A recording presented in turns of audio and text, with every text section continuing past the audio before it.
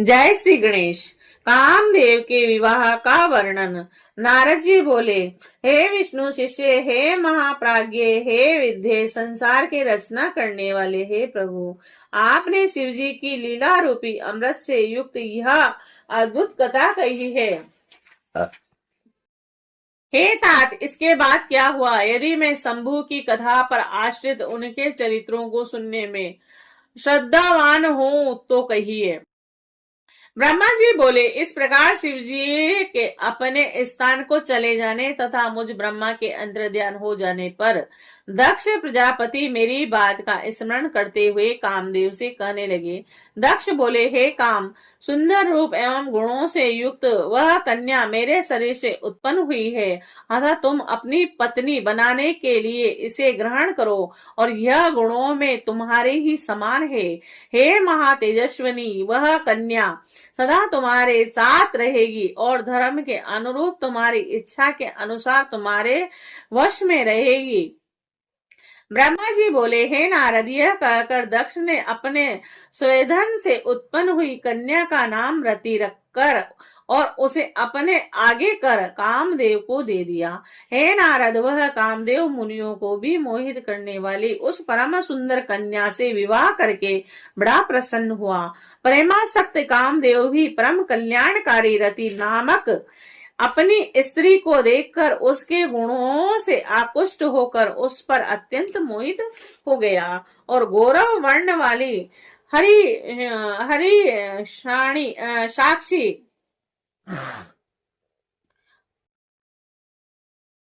हरिणाक्षी तथा चंचल नेत्र प्रांत वाली वह रति भी काम के सदृश्य होने के कारण उसे परम आहार प्रदान करने लगी। उसकी चप्पलों को देखकर कामदेव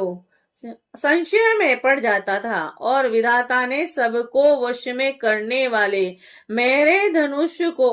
इसके नेत्रों से संविष्ट कर दिया है क्या?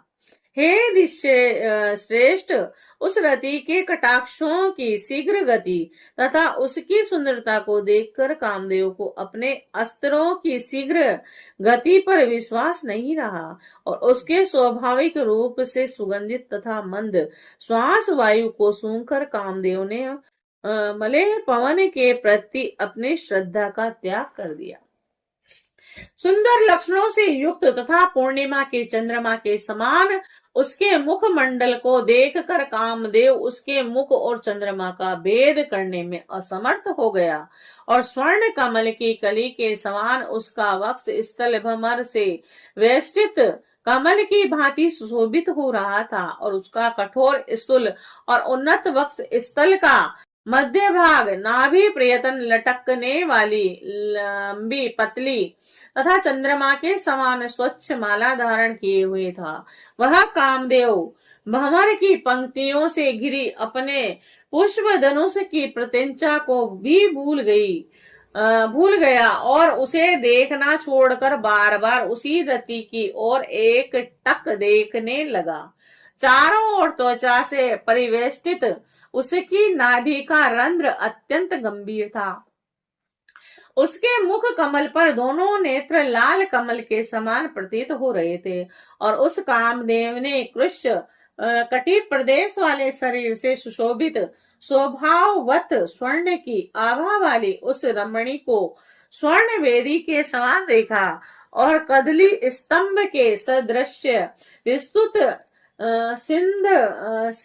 स्नग्ध कोमल तथा मनोहर उसकी जंघाओं को कामदेव ने अपनी शक्ति के समान देखा। लाल लाल पाद ग्रह तथा प्रांत भाग वाले उसके दोनों पैर रंगे हुए से थे और इससे कामदेव अनुरक्त होकर उसका मित्र बन गया और पलाश पुष्प के समान लाल नखों से युक्त सूक्ष्म अग्रभाग वाले तथा गोलाकार अंगुलियों से युक्त उसके दोनों हाथ अत्यंत मनोहर प्रतीत हो रहे थे और उसकी दोनों भुजाएं कांतिमय मृणाल के समान लंबी कोमल और स्कंद और क्रांति युक्त लाल मूंगे के समान शोभित हो रही थी और उसका मनोहर केश पास काले काले बादलों के समान शोभा पा रहा था और इससे वह काम प्रिया चमरी के बालों के धारण करने वाले चंवर की भांति शोभित हो रही थी। सौंदर्य युक्त ऐसी रति को हर्षित नेत्रों वाले कामदेव ने उसी प्रकार ग्रहण किया जिस प्रकार हिमालय से उत्पन्न गंगा को महादेव जी ने ग्रहण किया था। चक्र तथा पद्म के चिन्हों से युक्त मृणाल खंड के समान मनोहर हाथों से युक्त वह रति गंगा नदी के समान प्रतीत हो रही थी और उस रति की दोनों बुहों की चेष्टाएं नदी की सूक्ष्म लहरों के समान प्रतीत हो रही थी और उसके कटाक्ष पात ही नदी की वेगवती धारा थे और वह विशाल नेत्र कमल के समान प्रतीत हो रहे थे और उसकी सूक्ष्म रोमावली शेवाल थी और वह अपने मनुरूपी वृक्षों में विलास कर रही थी और उसकी गंभीर नाभि हृदय के समान शोभा पा रही थी और वह कुशग्राता रति अपने सर्वांग की रमणीयता तथा लावण्यमयी शोभा से 12 आभूषणों से युक्त तथा 16 सिंगारों से शोभायमान होकर संपूर्ण लोगों को मोहने वाली और अपनी क्रांति से 10 दिशाओं को प्रचलित करती हुई महालक्ष्मी जैसी प्रतीत हो रही थी।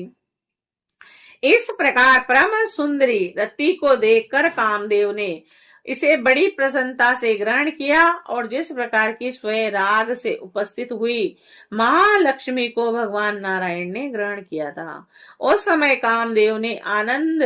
होने के कारण विमोहित होकर ब्रह्मा जी के द्वारा दिए गए दारुण श्राप को भूलकर दक्ष से कुछ नहीं कहा। हे तात, उस समय सबके सुख को बढ़ाने वाला महान उत्सव हुआ। दक्ष प्रजापति अत्यंत ही प्रसन्न हुए और कन्या रति भी प्रसन्न हो गई। अत्यधिक सुख पाकर काम का समस्त दुख विनष्ट हो गया और इधर